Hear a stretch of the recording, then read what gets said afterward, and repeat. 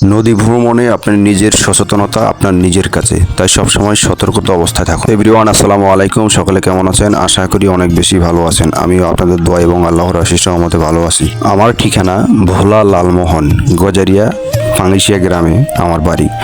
পাঙ্গিশিয়া গ্রাম থেকে চলে আসছি গজারিয়া বাজারে। সেখানে এসে একটি অটো ভাড়া নিয়ে চলে যাচ্ছি লালমোহন বাজারে। চলতি পথে চলতে চলতে একটি ভিডিও শ্যুট নিয়ে নিলাম। তো প্রায় চলে আসছি লালমোহনের কাছাকাছি। দেখি গরম আর গরম, অনেক গরম পড়তেছে আজকে। আস্তে আস্তে চলে আসছি লালমোহন বাজারের খুব কাছাকাছি। একটু পরেই লালমোহন বাজারে চলে আসছি। লালমোহন বাজারে এসে একটি মাইক্রোবাস ভাড়া করে এখন রওনা হচ্ছি ভোলা ইলিশা ঘাটে। একা তো আর একটি মাইক্রোবাস ভাড়া করা সম্ভব না, সেই জন্য 14 জন মিলে একটি মাইক্রোবাস ভাড়া করে ভোলা ইলিশা ঘাটে যাচ্ছি। তো সেক্ষেত্রে আমাদের ভাড়া গুনতে হয়েছে 3500 টাকা। তো সবাই মিলে মাইক্রোবাস ভাড়া করে যাচ্ছি এবং দ্বীপ জেলা ভোলার সৌন্দর্য উপভোগ করছি। বিষয়টা খুবই ভালো লাগছিল। তো আপনিও যদি দ্বীপ জেলা ভোলার সৌন্দর্য উপভোগ করতে চান, তাহলে বছরে একবার হলেও ফ্যামিলি নিয়ে দ্বীপ জেলা ভোলায় ঘুরে যান, দেখে যান আমাদের ভোলা কতটা সৌন্দর্য, প্রাকৃতিক কতই না সম্পদ আছে এই ভোলাতে, এবং প্রকৃতির অপরূপ সৌন্দর্য আমাদের এই দ্বীপ জেলা ভোলা। দ্বীপ জেলা ভোলার একটি সৌন্দর্য, কিছুক্ষণ বৃষ্টি আবার কিছুক্ষণ রোদ।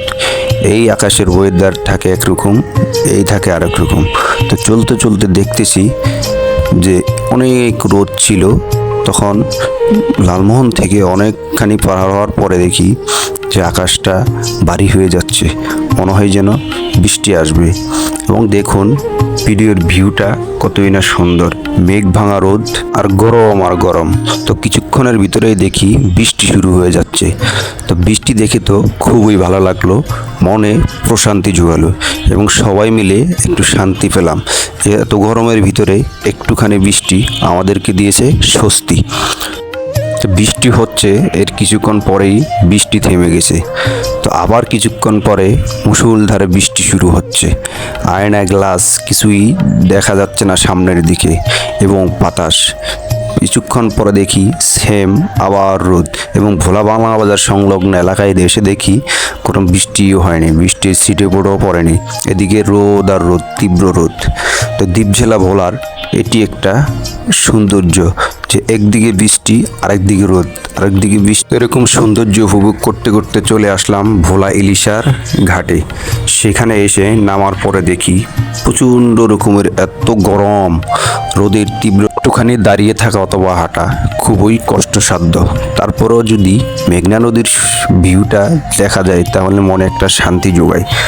তো দেখতেছি আমার চেহারার কি অবস্থা, দেখি যে গরমে পুরোই নাজেহাল অবস্থা। ঈদযাত্রা মানুষের ভিড় থাকবে, এটাই স্বাভাবিক, তবে এতটাই যে জ্যাম থাকবে তা আমার কল্পনার বাইরে। লঞ্চে উঠে জায়গা না পেয়ে ছাদে উঠে দেখি তাও রোদ আর রোদ। একদিকে লঞ্চে উঠে জায়গা না পেয়ে গরমের তীব্রতায় অতিষ্ঠ হয়ে আবার দেখছি নদীর সৌন্দর্য, তখনই মনটা ভালো হয়ে যায়। তখন নদীর সৌন্দর্য দেখতে দেখতে চলে আসছি প্রায় ঢাকার কাছাকাছি। বুড়িগঙ্গা নদীর ভিউ দেখতে পাচ্ছেন। সেখানে আমরা দেশ থেকে ফিরে সদরঘাট ঢুকতেছি, তখন অনেক বড় বড় লঞ্চগুলো সদরঘাট থেকে আস্তে আস্তে বের হচ্ছে যাত্রী নিয়ে। তো দেখতে দেখতে নদীর সৌন্দর্য উপভোগ করতে করতে চলে আসলাম সদরঘাট। সদরঘাটে এসে দেখতেছি আমার চেহারার কি অবস্থা, দেখি যে হাই রে, খুবই নাজেহাল অবস্থা। তো বন্ধুরা, লং জার্নিতে আপনাদের জন্য ভিডিওটি অনেক কষ্ট করে করা। তো সকলে ভালো থাকবেন, সুস্থ থাকবেন। আল্লাহ হাফেজ।